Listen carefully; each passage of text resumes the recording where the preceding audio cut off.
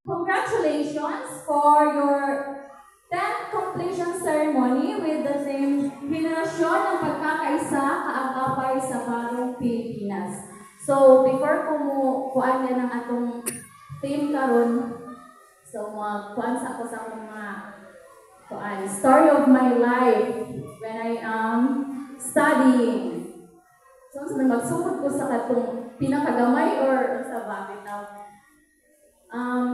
Nag-start ko o kanang kahinumdum sa akong mga sacrifices ay kanang mga challenges in life when I am daycare pagajod.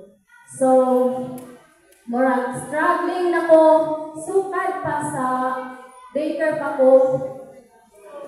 Tungod sa kalisod siguro, murag kanang bata pa, murag na-challenge na ko when it comes to studying. It's because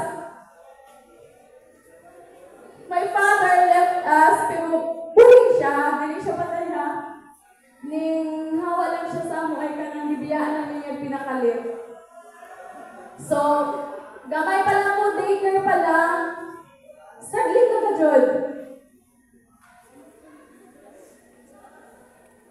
Sa daycare ko dito ko sa Bohol, then makuha ako ang among sudan sa akong mama. Kami tulos akong kuya, isa ka buok bulad, ang tunga-tungaon, ang ulo dapit dito ng mama, ang tunga-tunga dito sa akong kuya, and then ang ako dito sa may kuan na dapit kaning sa nga nani ikog na dapit. So biskan sa